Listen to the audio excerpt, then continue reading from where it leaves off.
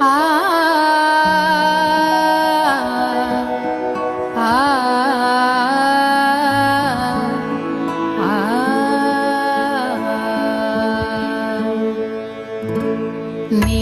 निरूपणायसे नाही समाधान निरूपणायसे नाही समाधान आणिक साधन आढळेना आढळेना आणिक साधन आढळेना आढळेना निरूपणायसे नाही समाधान निरूपणायसे नाही समाधान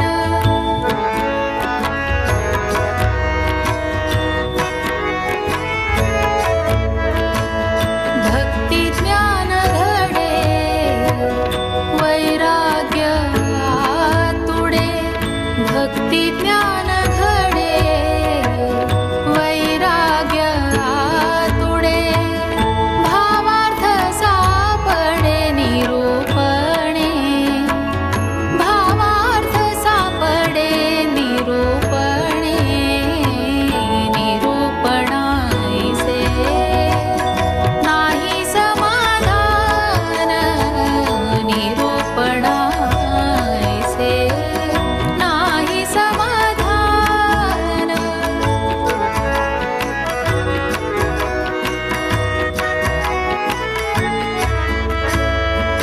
शांती क्षमा दया नैराश्यता मनी शांती क्षमा दया नैराश्यता मनी अवस्था उन्मनी निरूपणे निरूपणे निरूपणायसे नाही समाधान निरूपणायसे नाही समाधान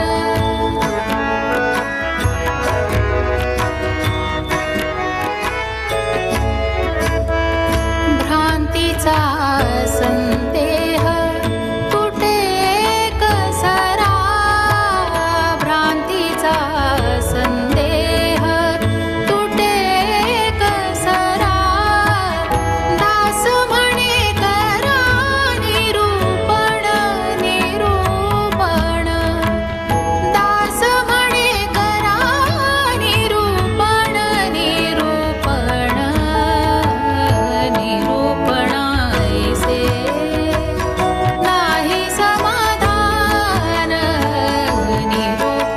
निरूपणायसे नाही समाधान आणिक साधन आढळेना आढळेना निरूपणायसे नाही समाधान निरूपणायसे नाही समाधान निरूपणायसे नाही समाधान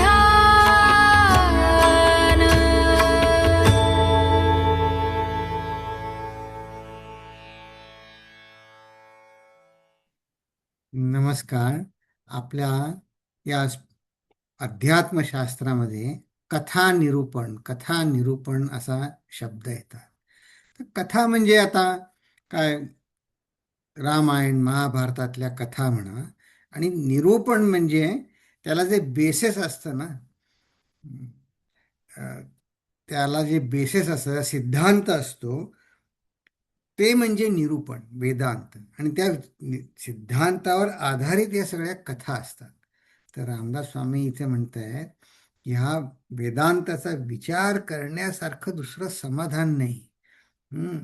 त्यांनी आपले सगळे संशय तुटतात किंवा त्या वेगवेगळ्या भाषेमध्ये आपण हे ऐकलेलं आहे. स्वचा शोध म्हणतात कोणी, स्वरूपाचा शोध, नावं वेगवेगळी आहेत, पण निरूपण म्हणजे माझ्या आतमध्ये जाऊन खोल विचार करायचा. मला समाधान पाहिजे म्हणजे काय पाहिजे, मी सुखी नाही म्हणजे काय सुखी नाही, काय व्हायला पाहिजे, असा विचार करत करत आपल्या स्वरूपापर्यंत पोचायचं. असा ह्यासारखं समाधान नाही असं समर्थ सांगतायत. आणि आज जो आपण समाज बघणार आहे त्याचा विषय हाच आहे बरं का, तत्वनिरूपण. तर आपण बघूया. पण आता आधी आपण आपली प्रार्थना म्हणू. हं? ओम.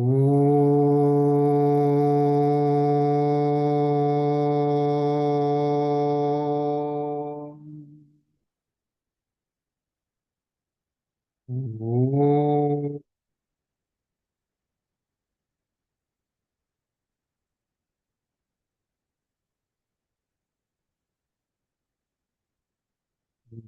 ओम.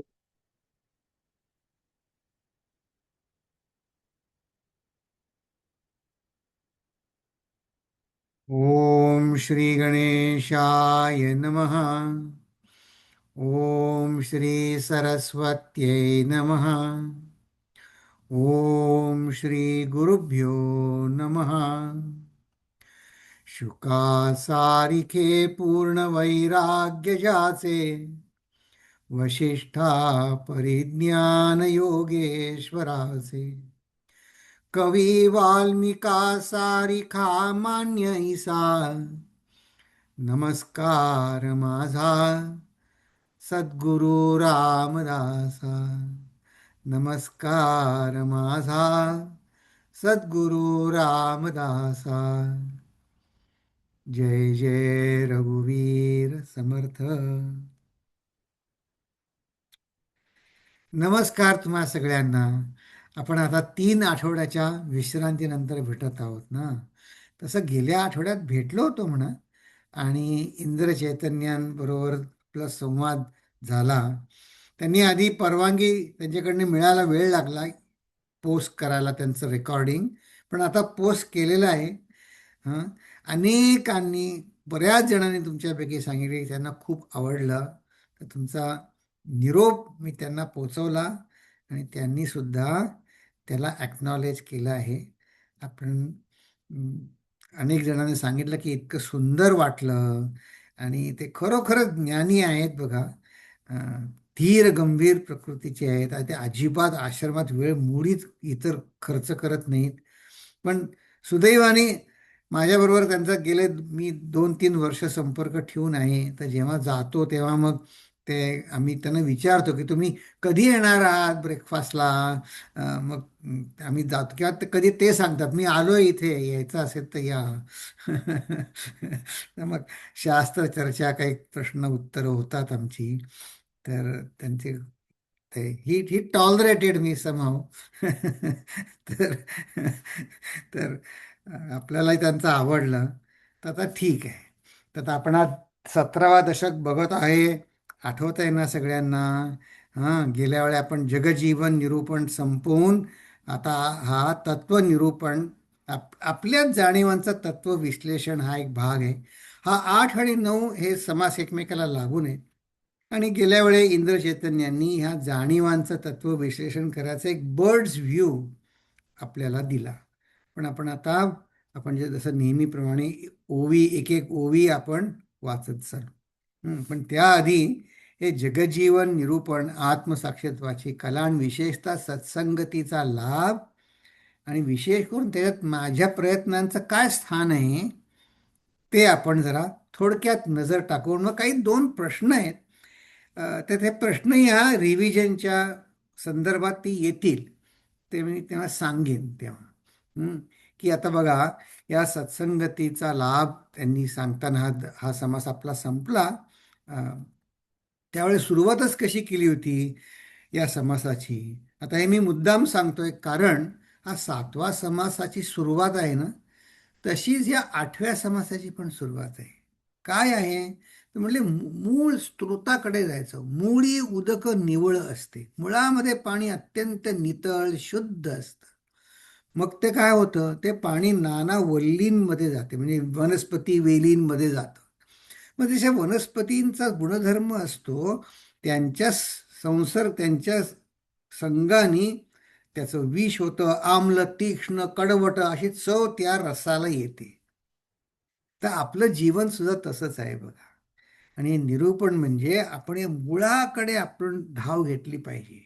ते मूळ काय आहे ते शोधलं पाहिजे आणि तिथे त्या मीचा, तिथे जो ते मूळ आहे त्याचा मी ओनरशिप घेतली पाहिजे. आधी मला पटलं पाहिजे की आहे, माझ्यातच आहे.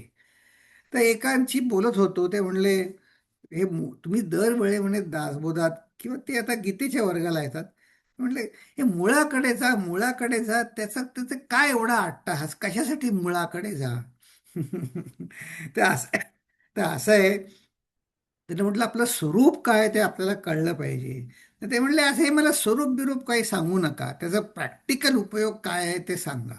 तर चला आपण प्रॅक्टिकल उपयोग बघू. ते असं आहे, आपल्या प्रत्येकाला किंवा जीवनात प्रत्येकालाच एक असतं रूप आणि त्याच्या पाठीमागे असतं स्वरूप. रूप बदलत राहतं पण स्वरूप टिकून असतं. आता हे तुम्हाला माहिती आहे, सोनं स्वरूप आहे का रूप आहे? दागिने वेगवेगळे आहेत ते रूप आहे. पण त्या रूपाचं खरं काय आहे? सोनं. त्यात जर सोनं नसेल तर त्या दागिन्याला काही महत्त्व आहे का? काहीच नाही. तर पण आता तो दृष्टांत नको. त्यांना मी सांगितलं बघा असं आहे, या म्हणे स्वरूपाला इतकं महत्त्व का आपल्या? तर म्हटलं हो व्यावहारिक याच्यावरच बघू. आता आपल्या याच्यात डॉक्टर बसले 2-3 आपल्या अभ्यास वर्गात आहेत. ते आता मला सांगतील मी बरोबर सांगतोय का नाही. आपलं एक रूप असतं, आपलं शरीर, आणि त्याच्या पाठीमागे ज्या नियमाच्या आधारे शरीर चालतं ते सगळ्यांचं एक असतं, ती प्रक्रिया. ते स्वरूप नाही पण ते रूपापेक्षा अधिक खोल आहे ते. तर त्याचं एक उदाहरण तुम्हाला सांगतो. आणि ते सगळ्यांना त्या त्या स्वरूपाशी, त्या प्रक्रियेचं जर ज्ञान असेल, त्या खोलात चालणाऱ्या प्रक्रियेचं, तर मग बाहेरचं सोपं जातं. तर कसं सोपं जातं? तर ही 9वी-10वीची मुलं असतात ना, मुलं मुली, त्यांना आता प्रत्येकानं वाटत असतं मी सुंदर दिसावं. मग ते प्रत्येकजण आपापलं त्यांचे निकष असतात सुंदर. मग त्यांना कोणाला चष्मा नको असतो काही मुलींना. म्हणजे एक मुलगी ती पालक सांगत होते, म्हणे ते डोकं दुखत होतं, डोकं दुखत होतं. तिला सांगितलं तुझे डोळे तपासून घे. ते नाही म्हणे चष्मा लागेल म्हणून ती जात नव्हती. हम्म. मग ते शाळांमध्ये ते कंपल्सरी टेस्ट असते बघा, सगळ्यांना एकदा टेस्ट करून आणतात काउंटीतर्फे. तसं हिचं केलं तर तिला सांगितलं अगं तुला प्रॉब्लेम आहे. काय प्रॉब्लेम आहे? म्हणे तुझ्या दृष्टीला चष्मा पाहिजे एवढंच नव्हे, तर म्हणे तुझ्या ज्या सेल्स आहेत ना आतमध्ये, त्याचा काहीतरी आम्हाला संशय आहे. तर ते म्हणे तुझं हेरिडिटरी आहे ते मला टेस्टिंग केलं पाहिजे. त्याचा संबंध डोक्याशी आहे. तर म्हणे बहुतेक तुझ्या, ते म्हणे हेरिडिटरी कॅन्सर सारखं आम्हाला काहीतरी दिसतंय. तर ते आम्हाला टेस्ट केलं पाहिजे. म्हणजे सगळ्या फॅमिलीचा टेस्ट, त्या काउंटीचं पत्र आलं त्यांना की तुमच्या सगळ्या फॅमिलीचं आम्हाला टेस्ट करायचं आहे. आणि हो, ते बाकीच्या ज्या तिची बहीण आणि आई ठीक होते, त्याच्या वडिलांना एक प्रकारचा कॅन्सर निघाला. मग आता हे कसं कळलं? हम्म. मग ते ज्ञाना आतलं खोल ज्ञान होतं स्वरूपाचं, ही प्रक्रिया कशी चालते सगळ्या डोळ्यांमध्ये, ती प्रक्रिया कशी चालते त्याचं ज्ञान होतं. मी आपण रूपावर काय म्हणतो, माझे डोळे काळेत, घारेत, निळे, जे काय असेल ते. पण त्याच्या पाठीमागे जे काय आहे ते स्वरूपाचं ज्ञान कुठे आहे मला, प्रक्रियेचं. मग त्यांनी काय झालं, त्यांनी त्या ज्ञानाने म्हटलं फायदा झाला की नाही बघा, की स्वरूपाचं ज्ञान असणं, इथे म्हटलं हे सुद्धा बरोबरच आहे. अशा आणखीन खोलात जाऊन मला जे आत्ता आनंद, आता इथे जे म्हटलंय की आम्ल, तीक्ष्ण, कडवट, हे सगळं हे काही माझं स्वरूप नाही आहे. मी काही रागवतो, चिडतो, अस्वस्थ वाटतं, हे काही खरं माझं स्वरूप नाही आहे. हे येणारं जाणार आहे. माझं खरं स्वरूप खोल आहे आणि ते मी पटवून घ्यायचं की ते माझं आहे, ते माझ्यापाशी उपलब्ध आहे. तर हे मुळाकडे जायचा म्हणून सगळे संत सांगतात तो आपल्या मुळात जाऊया, स्वरूपाकडे जाऊया. बर. तर हे त्याचं आता म्हणून मुळाकडे जायचं असं त्यांना उत्तर दिलं.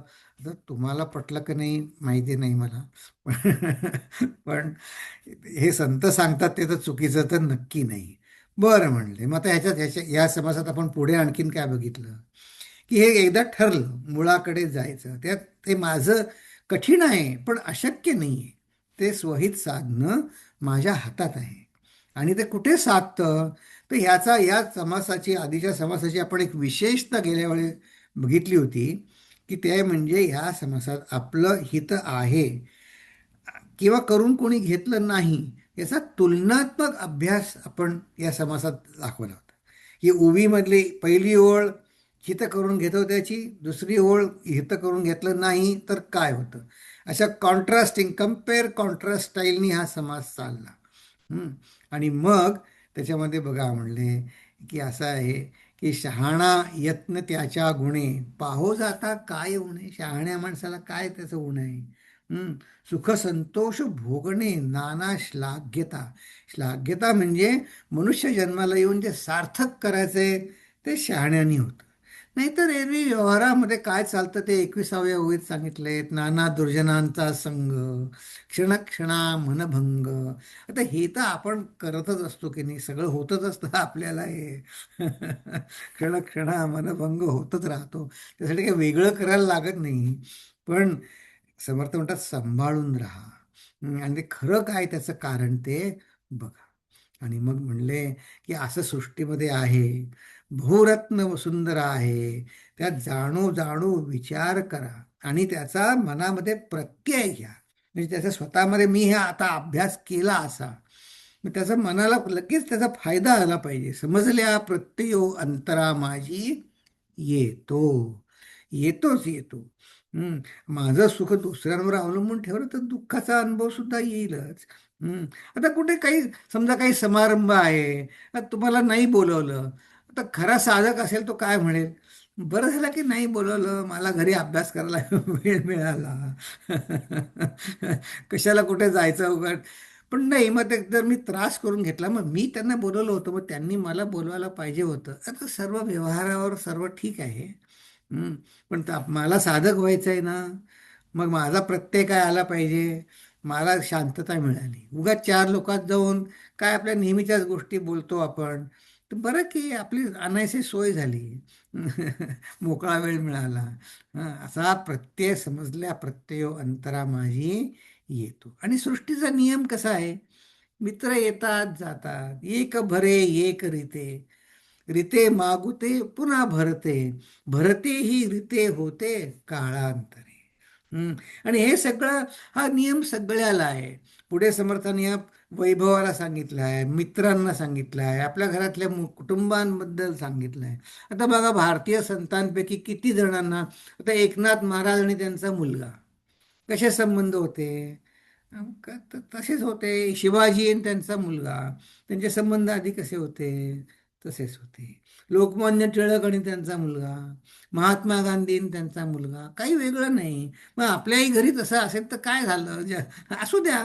पण आपल्या आनंदात कशाला कशाला बिघाड यायला पाहिजे त्याच्यामुळे. हां. तर हा सृष्टीचा क्रम आहे. कधी उच्च कधी नीच, कधी ते चालूच आहे. ऐसी हे सृष्टीची चाली, संपत्ती दुपारची सावली, वयसा तरी निघून गेली हळूहळू. ते सगळं लक्ष संपत्तीपाशी. पण संपत्ती म्हणले, अरे ही संपत्ती कशी आहे, दुपारची सावली आहे. म्हणजे दुपार झाली तर थोडी सावली लागते. पण तेवढंच महत्व आहे. ते एका संतांशी बोलत होतो या ओवीबद्दल. ते म्हणले, अरे सोपं आहे म्हणे, सावली खरी का तू खरा.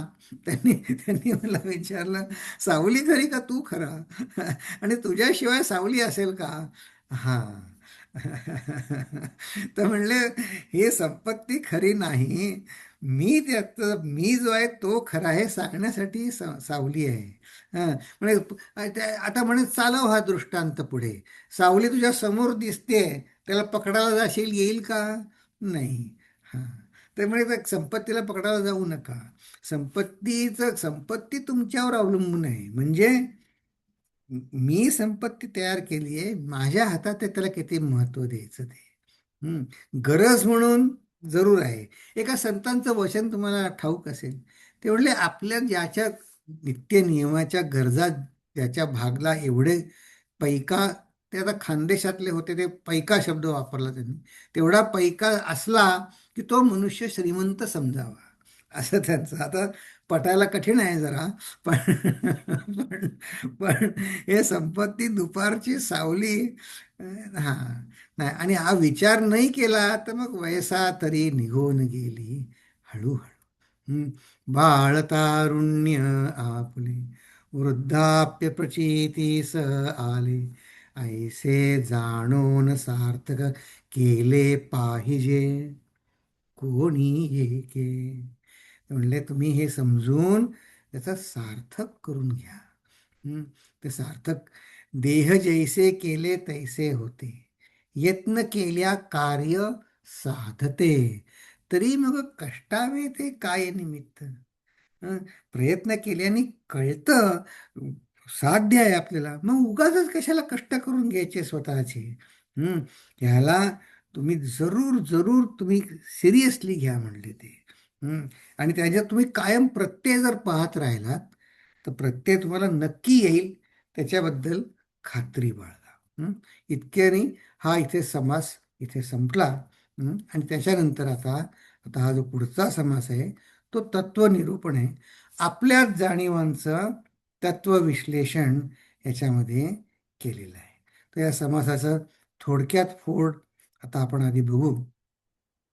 अ, हा समास जो आहे ना, त्याच्या ओव्या मोठ्या आहेत. हं.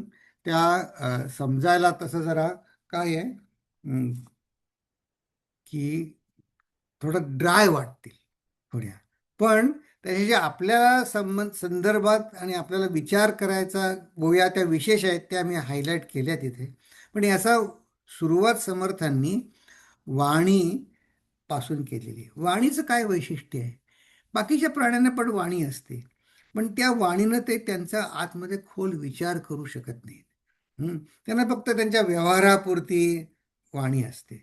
मग माणसाच्या वाणीची काय विशेषता आहे, तर ते समर्थांकडनं आपण ऐकूच, पण त्याचे 4 डायमेन्शन्स आहेत. आणि त्याची सगळ्यात गूढ गर्भत खोल जी जाणीव आहे त्याचा संदर्भ संत हे भगवंताशी जोडतात. त्याला ते परावाणी असं सुद्धा म्हणतात. तर या ते त्याला ते इथेच त्याला समर्थ शारदा म्हणून त्यांनी त्याचं वर्णन केलेलं आहे, ते आपण बघू नंतर. कारण का हे सगळं वर्णन वाणीनं करायचं ना, कारण हा अतिंद्रिय विषय आहे. हां, बघा सगळ्या याच्यामध्ये श्रवणाला खूप महत्त्व आहे. कोणीतरी बोलल्याशिवाय श्रवण होईल का, म्हणून वाणीला प्रथम नमन केलं. आणि असं आहे भागवतामध्ये सुद्धा बघा, त्याच्यामध्ये श्रवण ही नवधा भक्तीमध्ये श्रवण ही पहिली साधना सांगितलेली आहे. रामचरित मानसमध्ये सुद्धा रामचंद्रांनी नवधा भक्तीचं वर्णन करताना श्रवण हे पहिलं साधन सांगितलेलं आहे. रामदास स्वामी म्हणून या श्रवण आता होईल माझ्याकडून, म्हणून त्यांनी शारदा देवीला नमन केलं. आणि त्यानंतर आपलंच अंतःकरण, ज्याला आपण मी असं म्हणतो, पण ते खरं म्हणजे व्यक्तिमत्व, पण त्याच्याही पेक्षा खोल जाऊन मन, बुद्धी, माझं चित्त असे पण शब्द वापरतो, पण त्याचं विश्लेषण त्यांनी या 3 ते 10 ओव्यांमध्ये केलेलं आहे. आणि त्यानंतर मग ह्या मुव्हिंग पार्ट्स जणू काही म्हणावे तसे त्यांनी प्राण, ज्ञान, कर्म आणि विषय यांचं विश्लेषण केलेलं आहे. आणि तुम्ही म्हणाले काय डोक्याला ताप आहे हो हा, हे काय तुम्ही सांगितलंय सगळं हे काय. पण बघा आपलं जीवन तसंच आहे बघा. तुम्हाला आता बघा सांगतो, आधी अगदी अगदी स्थूल यांनी बघा, यात काय शब्द वापरलेत? प्राण, ज्ञान, कर्म आणि विषय. आता समजा आणि पहिलं झालं अंतःकरण, ज्याला आपण सध्या मी असं समजत आहोत. मग समजा आता माझ्या मनात अगदी नेहमीचं उदाहरण घेऊ, साधं उदाहरण. आपल्या मनात आलं, बसलोय आपण, माझ्या मनात आलं चहा करूया, चहा पाहिजे. काय तुम्ही चहा कॉफी काय पित असाल ते मनात विचार आला. मग ते उठून करायचं म्हणलं तर तुमच्या अंगी शक्ती पाहिजे की नाही? हां, म्हणून ते प्राण आहे. मग ते पचवायला, चहा पचवायला सुद्धा कठीण शक्ती लागते बरं का. किंवा जे काही खाणार ते शक्ती लागते की नाही, शक्ती सगळीचकडे लागते. म्हणून प्राणाशी संबंध आहे. बरं, प्राण आहे, शक्ती आहे माझ्यापाशी, ज्ञान आहे का, माहिती आहे का चहा कसा बनवतात ते? हां, मग ते ज्ञान सुद्धा पाहिजे. हां, बरं ज्ञान आहे, पण ते कर्म कसं करायचं ते, ते पण त्याचं टेक्निक माहिती आहे का ते? हं. चहाचा समजा IQ माहिती असेल की ह्या 3 वस्तूंनी हा पदार्थ बनतो, पण ते करता येतं का? हा, म्हणून ते कर्म आहे. आणि मग ते सगळं जरी असलं तरी ते प्लेईंग फील्ड पाहिजे ना माझ्यापाशी, माझ्या खोलीमध्ये सगळी सामुग्री पाहिजे, ते विषय पाहिजेत. काय चहाची पावडर पाहिजे, साखर पाहिजे, दूध, पाणी, जे काय पाहिजे ते ते विषय पण पाहिजेत. म्हणजे माझ्या बुद्धीला, इंद्रियांना त्यांचं जे प्लेईंग फील्ड ज्याला म्हणतो ते पाहिजे. मग आपलं जीवन हे सगळं ह्यानेच बनलेलं आहे. ह्या सगळ्या आपल्या जीवनाचा हा, हे सगळे घटक पदार्थ आहेत. आणि म्हणून हे तत्वविश्रणाची माहिती, या सगळ्या पासांची माहिती या पुढच्या ओव्यांमध्ये 17 ते 22 आहे. तर एक त्यांच्या अ, समर्थांनी वेदांताचा आधार घेत या सगळ्याची 5 भागात वाटणी केली आहे. पण हे 5 भाग असे कप्पे अगदी हार्ड अँड फास्ट सारखं नाही आहे बरं का. त्याला ते अंतःकरण पंचक म्हणतात, प्राणपंचक म्हणतात, ज्ञानपंचक म्हणतात, कर्मपंचक आणि विषय पंचक असं त्यांनी नावं दिली आहेत. तर आता आपण बघू. आणि त्यानंतर या सगळ्यांचा, ही सृष्टी आता बघा, हे पहिले पहिले जे आहे अंतःकरण आणि तत्व मिश्रण, हे झालं जीवाचं वर्णन. मग पंचमहाभूतांनी जसा जीव बनलाय तसं जग पण पंचमहाभूतांनी बनलंय की नाही, बाहेरचं जग. हा, मग त्या पंचमहाभूतांच्या संबंधित विषय माझ्यात काय आहेत आणि बाहेर काय आहेत हे सांगणारं विश्लेषण हे पुढचं आहे. आणि त्यानंतर शेवटी हे सगळं तत्वविवेक कशासाठी हो, तर ह्या तत्वविवेकाने परब्रह्माचं ज्ञान करून घ्यायचं, हे समर्थांनी ह्या समासामध्ये विशेषत्वाने सांगितलंय. आणि त्याची खासियत अशी, स्पेशालिटी अशी, की हे सगळी तत्व आपल्यापाशी आत्ता आहेत.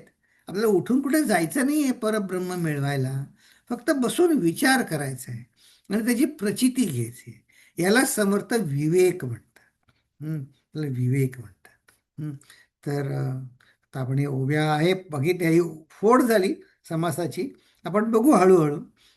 पण या तत्वविवेक आणि परब्रह्म ज्ञान, ह्याच्यावर आपण विचार करायचा आहे. आणि आधीच्या ज्या ओव्या आहेत त्या फक्त माहिती म्हणून आहे, की समर्थ सांगतायत बघा, तुम्हाला हे असं असं, माझं माझं मन असं असं आहे, माझे प्राणाचं अनालिसिस असं असं आहे, हे सगळं बघायचं आहे. त्याच्यात चर्चा जास्ती काही नाही. पण तत्वविवेकाने परब्रह्मज्ञान कसं करून घ्यायचं हे तत्वविवेचन झालं.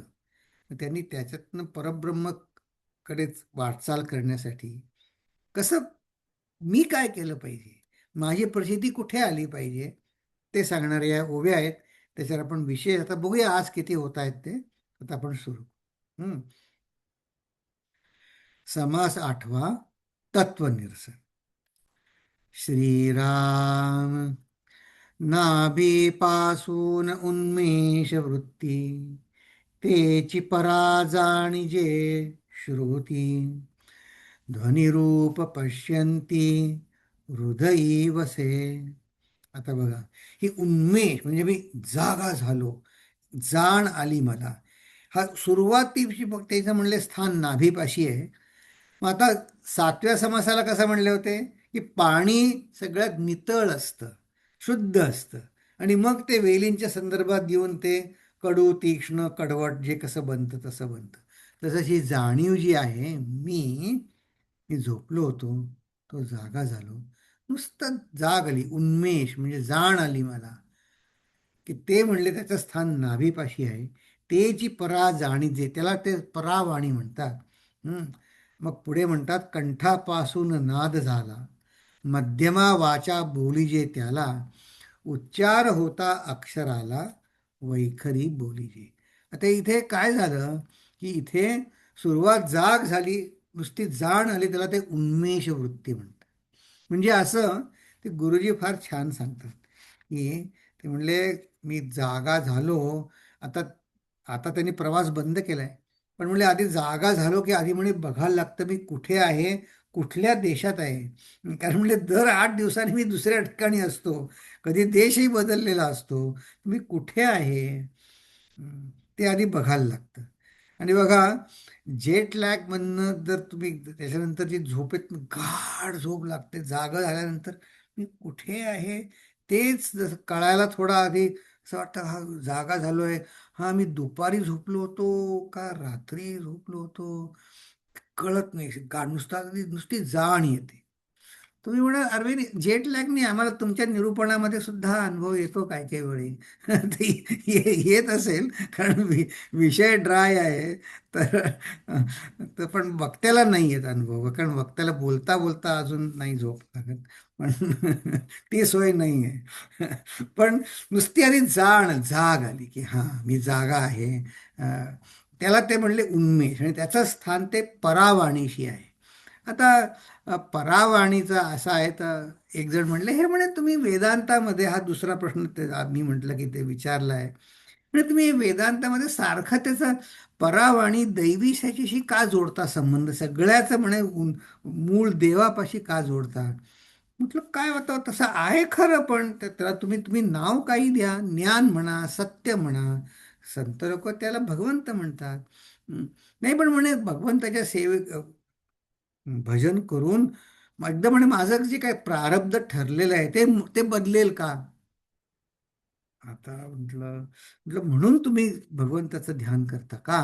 नाही नाही म्हणे, पण तुम्ही सांगा. तर माझं मन सत्संगात गेलं बघा. संत असतात ना, ते अगदी सोपं करून सांगतात. तर त्या गृहिणींनी त्यांना विचारलं, म्हणजे जे जे घडणार आहे ते जर काही टळणारच नाही आहे तर कशाला देवाचं भजन करायचं, असं त्या गृहिणी म्हटल्या. तर त्यांच्या सत्संगात बसलो होतो. तर मग तो त्यांचा मुलगा होता 5-6 वर्षाचा, तो जात येत होता, बसत होता, जात होता, चालू होतं त्यांचं. तर संतांना ना, संत जेव्हा आपण विचारलेल्या प्रश्नाला उत्तर देतात ना, तर आपण जिथे आहोत तिथे ते उत्तर देतात. किंबहुना ते प्रश्नापेक्षा प्रश्नकर्त्याला उत्तर देतात. They they don't answer just the question, but they answer the questionnaire.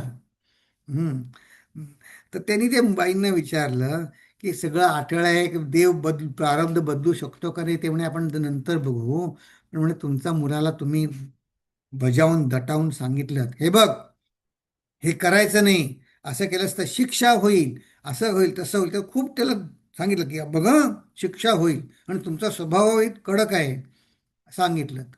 पण म्हणे थोड्या वेळाने मुलगा आला आणि अगदी डोळ्यात आसू आणून म्हणला, आई तू सांगितलं होतंस खरं, पण मी ना असं असं झालं. असं जर येऊन तुला म्हणला डोळ्यात पाणी आणून, तर तू शिक्षा करशील का त्याला. तर म्हणे देव सुद्धा तुझ्यासारखाच कनमळू आहे, तो कठोर नाही आहे. म्हणे तू अगदी नियम घालून त्याला सांगितलं, हां असं केलं असं सगळं खूप त्याला सांगितलं, पण तुझं मूल जर तुझ्यापाशी अगदी केविलवाणी, तर त्यांना डोळ्यात अश्रू आणून म्हणलं की आई तू सांगितलं होतंस खरं, पण असं झालं, मग तू शिक्षा करशील का त्याला. ते म्हणले हां. ते म्हणे म्हणले तुझ्या प्रश्नाचं उत्तर मिळालं. म्हणे देव असं ते ते काय म्हणले, म्हणे देव तुझ्यापेक्षा कमी दयाळू आहे का. हां. तर म्हणले प्रारब्ध टळेल का नाही ते आपण नंतर बघू. हे तुम्ही म्हणे आता जो ग्रंथ शिकत आहात तो शिका. असं. तर हे समर्थ आपल्याला समजावून सांगतायत की ही माझी, कसं असतं संतांचं वाणी आपल्याला गोड का वाटते हो. कारण संतांना त्यांची वाणी परावाणीतनं ते वैखरी, आता हे 4 लेयर्स बघणार आहोत, त्याची त्यांना जाण असते की मी जे बोलतोय ते देव ऐकत आहे. मग त्या संदर्भात म्हणून ते ह्याची कायम जाण असल्या कारणानं त्यांच्या तोंडनं परमात्माच बोलत असतो, बोलत असतो. म्हणून बरेचदा आपण काय संतांना सांगतो, नाही तुम्ही म्हणा की होईल. मग तुम्ही म्हणा होईल मग होईल असं त्यांना का सांगतो? कारण त्यांची ही उन्मेष वृत्तीतल्या परावाणीचा त्यांचा कॉन्टॅक्ट मिस झालेला नसतो. किंवा हल्लीच्या भाषेत सांगायचं म्हणजे त्यांची कनेक्टिव्हिटी कायम असते. कनेक्टिव्हिटी कायम असते हां. तर ती झाली परावाणी. मग त्यानंतर ती जागा झाल्यानंतर आपल्या भावना नुसत्या मला काहीतरी हवंय करायचंय माझ्या मनात काहीतरी आहे ते माझ्या भावना आपल्या हृदयात येतात. त्यांना ते म्हणतात पश्यंती. हं, परा पश्यंती. अजून इथे त्याचा शब्दामध्ये या भाषेमध्ये रूपांतर झालेलं नाही कुठलीही भाषा. आणि मग त्यानंतर आता ते भावना आल्या उचंबळून हृदयाशी आली की ती बोलता यायला पाहिजे. मग त्याचा कंठामध्ये ती आली, कंठामध्ये हालचाल झाल्यासारखं काही वाटतं बघा. त्याला ते म्हणतात मध्यमा. मध्यमा का? तर ती पश्यंती आणि माझ्या तोंडातनं जे शब्द बाहेर पडत आहेत त्याला ते म्हणतात वैखरी. उच्चार होता अक्षराला, वैखरी बोली. हम्म. तर आपला सगळा व्यवहार कसा चालू आहे? वैखरी स्पष्ट शब्दातला व्यवहार चालू आहे. पण ते आधी विचार माझ्या मनामध्ये आहेत, त्या भावना आहेत, त्या कंठाचे येतात, एका मागोमाग एक विचार येतात, मग त्या शब्दाने आपण बोलत जातो. पण त्याची कनेक्टिव्हिटी दासबोधाशी आहे हे आपल्या लेवलवर. पण संतांना ते म्हणतात की कायम भगवंतापासून आलेली कनेक्टिव्हिटी आहे. हम्म. तर समर्थ ह्याला शारदा म्हणून त्यांनी त्यांचं वंदन केलेलं आहे. आधीच्या समासामध्ये हा विषय आलेला आहे. तर त्यांनी त्याचं अनेक वेळा वंदन केलं आहे. तर समर्थांनी ह्या चारी वाणींना नमन केलेलं, शारदेला नमन केलेलं एक सुंदर गीत मला, त्यांची रचना मला मिळाली. ते आपण गीत ऐकूया. छोटंसं आहे पण हे नमन का करायचं ते त्यांनी त्या गीतात सांगितलंय. तर ते आपण ऐकूया. नमी नमी गायिका, नमी नमी गायिका, गायिका वरदायिका, नमी नमी गायिका.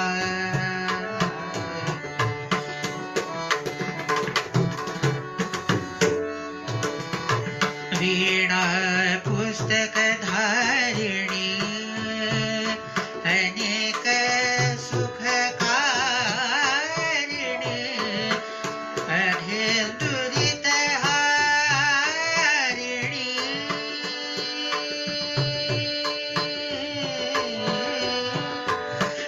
अभेंदुरित हारिणी, त्रिभुवन तारिणी,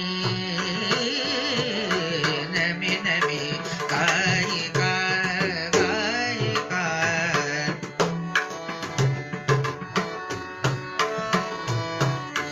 चत्वार वाचा बोलवी, चत्वार वाचा बोलवी, सकळ जन चालवी, त्रिभुवन हालवी, निरंजन पालवी, नमी नमी गायिका, नमी नमी गायिका.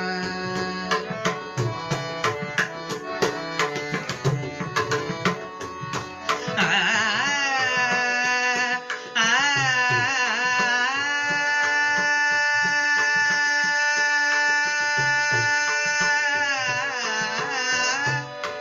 दास म्हणे अंतरी,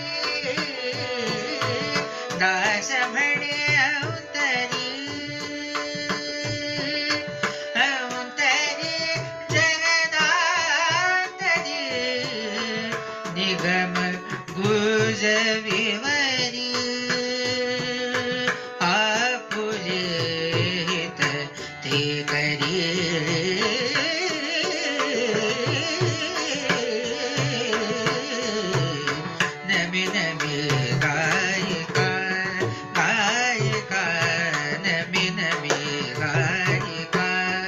गायिका वरदायिका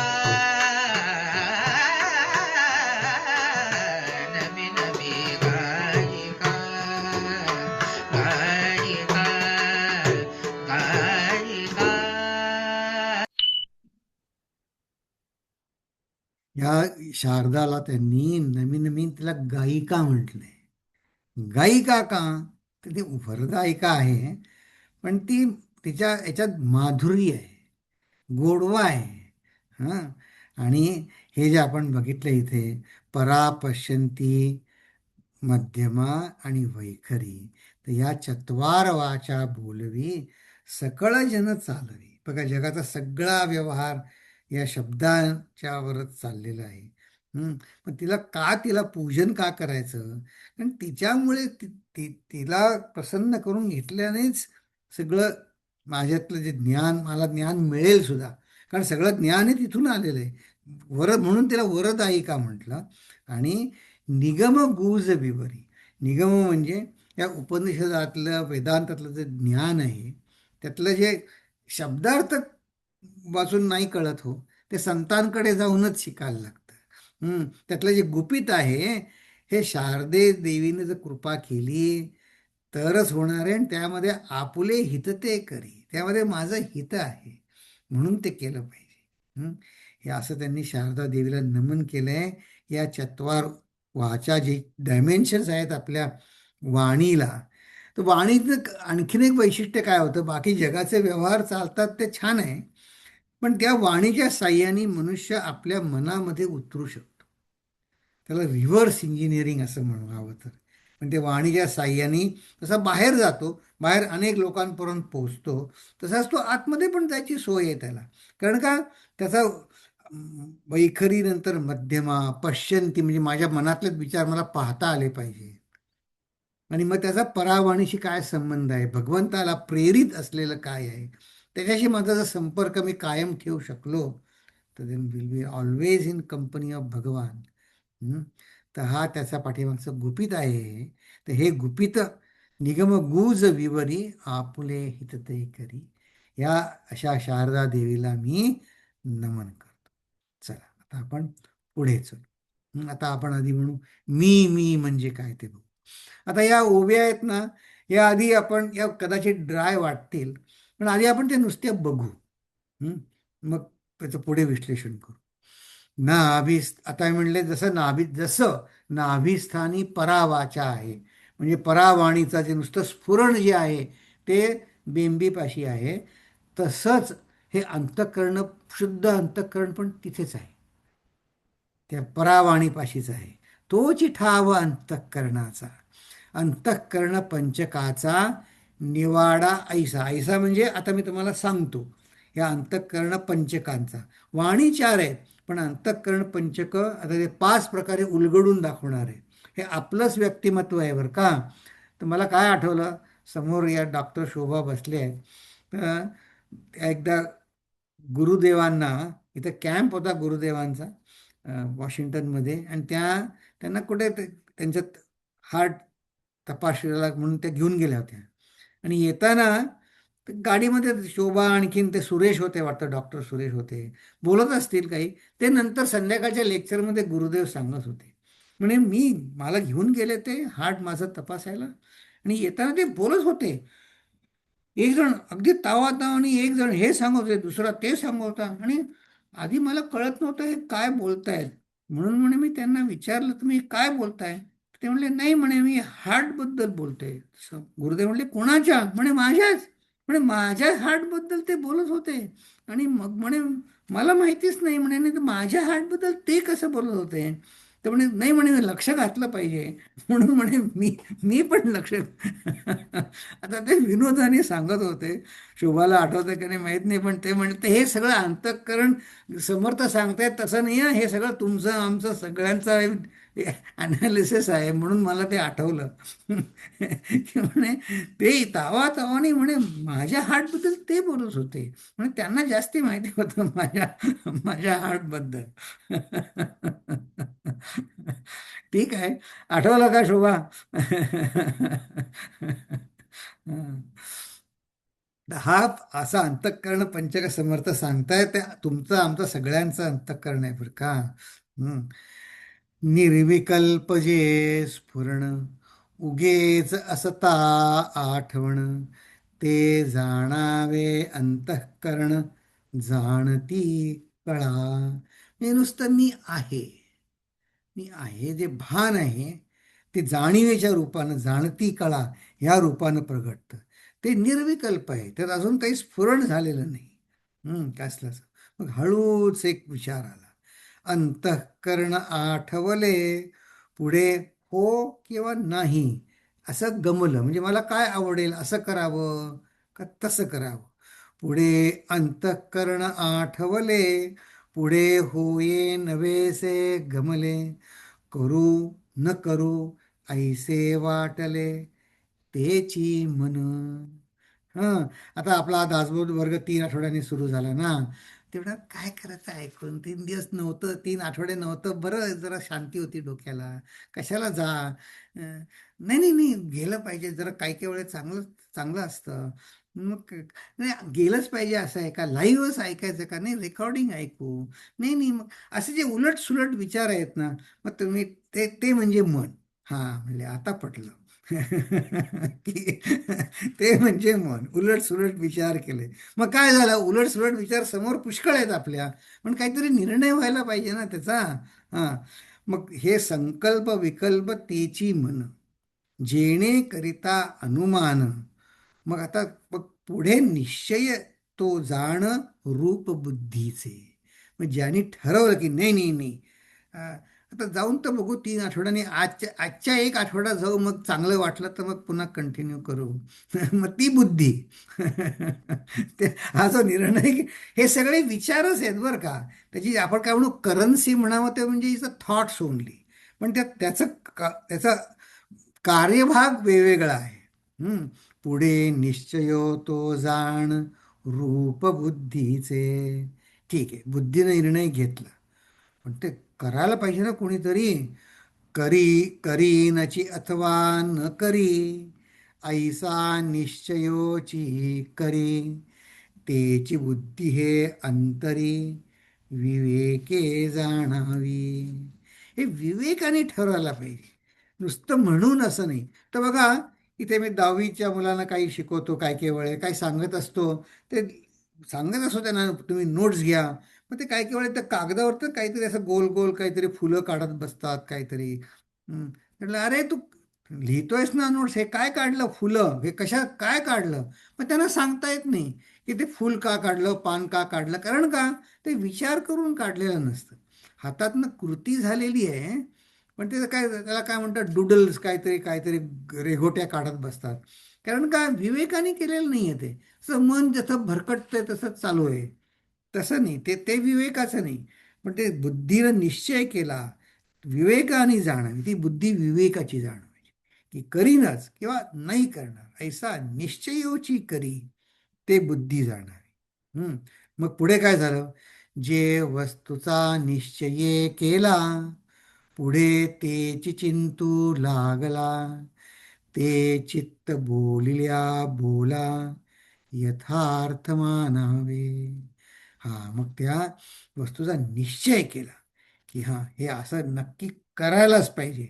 आणि मग केल्यावर त्या कार्याचा अभिमान धरणे, हे कार्य तो अगत्य करणे, ऐशा कार्यास प्रवर्तणे तोच अहंकार.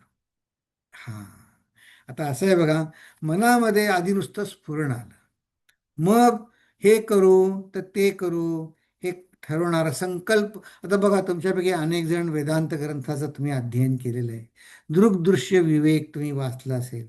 त्याच्यामध्ये म्हटलंय संकल्प विकल्पात्मक मन, हा अशी व्याख्या केलेली आहे. की असं करू का तसं करू, हे मनामध्ये वेगवेगळे, पण त्याचा निर्णय व्हायला पाहिजे ना पुढे. म्हणून ते म्हणले बुद्धी. मग अंतःकरणात जाण आली, मनामध्ये वेगवेगळे विचार आले, बुद्धीनं ठरवलं करायचं. मग जो अहंकार आहे ना तो काय करतो की त्यालाही सगळी यात्रा प्रवास माहिती असतो, तो त्याचा ताबा घेतो, ओनरशिप. म्हणतो हे मी करणार. पुढे या कार्याचा अभिमान धरणे, हे कार्य तो अगत्य करणे आणि मग त्यास प्रवर्तणे, तोची अहंकार. बघा वेदांतामध्ये अहंकार आपण बोलीभाषेमध्ये वाईट अर्थाने ॲटिट्यूड या असं नाही आहे. अहंकार म्हणजे याचा कोणतरी ताबा घ्यायला पाहिजे की नाही. हां, ताबा म्हणजे ओनरशिप घ्यायला पाहिजे की हां, मी ठरवलंय आता मी उठणार. आता जे काही आपण ठरवलं असेल ते की मी उद्या सकाळी एक माळ जप करणार. जपच केला पाहिजे का? स्तोत्र म्हणतं तर नाही चालणार का? पूजा केली तर चालेल, काय हरकत आहे? जे काय असेल ते. पण तुम्ही त्या तिघातला एक काहीतरी ठरवलं की नाही नाही जप करायचा. मग बुद्धीने निर्णय घेतला. मग ते उठायला पाहिजे त्याप्रमाणे. त्या आणि मग उठल्यानंतर मग पुन्हा विचार नाही करायचा. मग उठल्यानंतर जे ठरवलंय तसं करायचं. त्याला ते म्हणतात अहंकार. ऐसे अंतःकरण पंचक, पंचवृत्ती मिळवून एक, कार्ये भागे प्रकार पंचक वेगळाले. त्याची युटिलिटी कार्यभाग वेगळा आहे. की या दोघातलं काय निवडू ते काम बुद्धीचं आहे. बुद्धीपुढे निरनिराळे ऑप्शन्स ठेवणं हा मनाचा भाग आहे. की पास्ट एक्सपिरियन्सने हे ऑप्शन्स गेल्या वेळी ए केलं होतं, बी केलं होतं, सी केलं होतं, मग त्याचे काय हे ऑप्शन्स ठेवणं मनाचं काम आहे. बुद्धीचं पुन्हा निर्णय घेणं काम आहे. पण निर्णय घेतल्यानंतर ती पुन्हा मनाला सांगते की हां मी हा निर्णय घेतलाय, आता पायांना सांगा की इकडे जा. मग ते काम बुद्धी नाही करू शकत, ते पुन्हा मनानेच करायला पाहिजे. मनाने ऑर्डर द्यायला पाहिजे इंद्रियांना. ते पुढे येणार आहे. पण हा जो हे कार्यभाग हे 5 प्रकार जे सांगितले, मन बुद्धी चित्त अहंकार आणि जे नुसतं निव्वळ शुद्ध स्फुरण म्हणजे अंतःकरण, हे 5 एकच आहे. कार्यभागे प्रकार पंचक वेगळा आहे. आता पुढे आहे प्राण ज्ञान कर्म आणि विषय यांचे विश्लेषण. आपल्याला अजून 5 मिनिटं आहेत. आपण फक्त या ओव्या बघू आणि मग त्याच्यावर विचार आपण पुढच्या वेळी करू. चालेल ना? त्याचा एक क्रम आपल्या लक्षात येईल की आपण आधीच बघितलेलं आहे. प्राण ज्ञान कर्म आणि विषय सगळ्याची आपल्याला कशी गरज आहे ते. हां, हे आपलं जीवनच आहे सगळे. फक्त त्याचा अनालिसिस ते सांगतात की जैसे 5ही प्राण, कार्ये भागे वेगळाले जाण. आता हा योगशास्त्राचा विषय आहे. नाही तरी वायूचे लक्षण एकची असे. वायू म्हणजे प्राण, ते जाणीवे पाठीमागची शक्ती. तसं अंतःकरण एकच आत्ता सांगितलं आणि कार्यभागे पंचक 5 प्रकार सांगितले. तसं प्राणही एकच आहे, वायूचे लक्षण एकच आहे, पण कार्यभागे वेगळं आले जाण. ठीक आहे. आता पुढे काय म्हणतात? सर्वांगी व्यान नाभी समान. आता तुम्हाला माहिती असेल ऐकून, व्यान समान उदान अपान हे प्राणाचे योगशास्त्राप्रमाणे प्रकार आहेत. तर नाभिस्थानी अ, समान वायू असतो. व्यान सर्वांगभर जो प्राण सगळी शक्ती आहे त्याला ते व्यान म्हणतात. कंठामध्ये उदान वायू आणि गुदस्थानी हा अपान वायू असतो. आणि जी श्वास फक्त क्रिया आतमध्ये बाहेर जाणं आहे ती मुखी नासिकी प्राण, त्याला नुसतं त्यांनी प्राण म्हटलंय. एकाशी बोलत होतो त्यामुळे हे दोन्हीला एकच कसं म्हटलंय, प्राण सगळ्याला प्राण आणि 5ही प्राण. अहो म्हटलं नाही का, न्यूयॉर्क स्टेट आणि न्यूयॉर्क शहर एकच आहे की नाही. पण ते नाव एक आहे पण ते शहर आणि स्टेट वेगळं आहे की नाही. न्यूयॉर्क स्टेट किती मोठं आहे, न्यूयॉर्क शहर न्यूयॉर्क न्यूयॉर्क असं वेगळं म्हणतात की नाही, समजण्याच्यासाठी हे आहे बरं का. तर मुखी नासिकी प्राण म्हणजे जो श्वासोश्वास घडतो ज्याला आपण प्राण म्हणतो तो एक झाला. ते त्याचं अत्यंत स्थूल रूप झालं. पण ते सर्वांजवळ समान त्याचं असणं त्याला ते समान व्यान वायू म्हणतात. समान उदान अपान हे सगळे योगाची प्रक्रिया आहे. मग बोलिले हे प्राण पंचक हे प्राणाचा विषय योगाचा विषय आहे. आता ज्ञान इंद्रिय सांगतात ती आपल्या परिचयाचीच आहे. श्रोत्र त्वचा चक्षु जिव्हा नासिक, ऐसी हे ज्ञानेंद्रिये. वाचा पाणी, पाणी म्हणजे हात, पाद म्हणजे पाय, शिश्न गुद ही कर्मेंद्रिये प्रसिद्ध आहे. ठीक आहे. ज्ञानेंद्रियात श्रोत्र, त्वचा, स्किन, डोळे, जीभ, नाक हे ज्ञानेंद्रिय झाले. मग त्यांचं प्लेईंग फील्ड काय आहे? तर शब्द स्पर्श, स्पर्श म्हणजे स्पर्श, स्पर्श रूप रस गंध. हम्म. ऐसे हे विषय पंचक. हम्म. हे हे काय आहे? एक समजून घ्यायची एक पद्धत आहे. तुम्हाला गंमत म्हणून सांगतो की एक जण म्हणत होते, हे काय म्हणे, हा अशा तऱ्हेनं काय समजावून सांगितलंय? तर ते संतांनी विचारलं, म्हणे तुम्ही काय लोक आहे माहिती आहे का, समोर काही दिसतच नाही ना त्याला तुम्ही नाही म्हणता. मग म्हणे तुला जर काही दिसतच नाही असं असेल तर तू काय म्हणशील, डोळे नाही आहेत का? हं. तर नाही, उलट तुला जर काही दिसत नसेल तर त्याचा वेदांताला अर्थ असो की तुला डोळे आहेत. त्याशिवाय तू म्हणशील कसं की डोळे दिसत नाही आहेत. डोळे काही नाही, काही नाहीच आहे. तर काही नाहीच आहे याचा अर्थ मला डोळे आहेत. म्हणून मी जर काही मला काही कसला वासच येत नाही म्हणून मला नाकच नाही असं म्हटलं तर तर म्हणले त्याचा अर्थ तुला बुद्धी नाही असं होतो, नाक नाही असं नाही होत. तर त्यांचं प्लेईंग फील्ड म्हणजे असं की आता एक पूज्य गुरुदेवांची आपण आठवण बघितली, ते खूप छान सांगायचे. ते म्हणायचे तुमच्यापाशी जर मोटार आहे तर ते रस्ता पाहिजे ना, तर रस्ता हे कारचं प्लेईंग फील्ड आहे. तुमच्याशी जर बोट असेल मग ती नदीमध्ये समुद्रात जाईल, मग ते पाणी असल्याशिवाय त्या बोटीचा काय उपयोग? ते त्याचं प्लेईंग फील्ड आहे. तसं हे शब्द स्पर्श रूप रसगंध हे विषय पंचक आहे. मग आता हे काय झाले आतापर्यंत, ते रिव्हिजन समर्थ आपल्यासाठी करतात बघा. अंतःकरण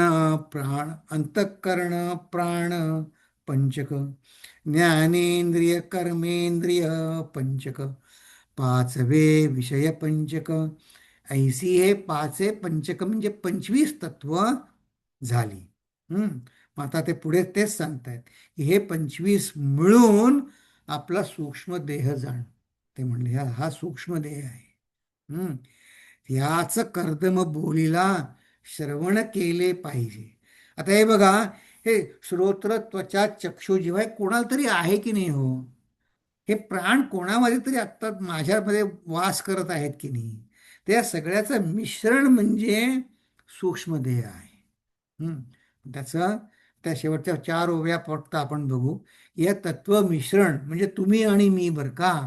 तर ते ते काय आहे ते सांगताय.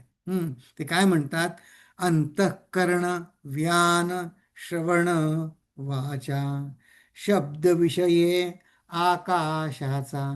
आता त्यांनी काय केलं, हे सगळे पंच पंच पंच 25 तत्व म्हणजे सूक्ष्म शरीर सांगितलं की नाही, तुम्ही मी, त्याचा आता पंचमहाभूतांच्या ज्या पंचमहाभूतांच्या देवता आहेत ना त्याच्याशी संदर्भ जोडत आहे. ही या समासाची विशेषता आहे. तर बघा, एकच सांगतो फक्त, अंतःकरणाची विशेषता त्यांनी आकाशाशी जोडली आहे.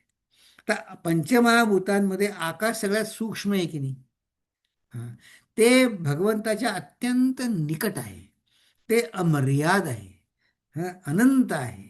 हं, ते सगळ्याला ते जागा देतं आकाश, सगळ्यांना अकोमोडेट करतो. ओमनी प्रेझेंट ज्याला आपण म्हणतो ते आहे.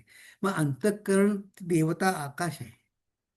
हां, आणि त्याच्या जोडीला श्रवण म्हटलंय कारण त्यांनी ब्रह्मज्ञान श्रवणाने होतं. हां, असं सगळं त्यांनी आता या 5 ते 5 5 25 म्हटले आपण तत्व, त्याचा पंचमहाभूतांशी तत्व मिश्रणाची माहिती देत आहेत. पुढे विस्तार वायूचा बोलिला असे, मन समान त्वचा पाणी, स्पर्श रूप हा पवनी, ऐसे हे अडाखे साधुनी कोठा करावा.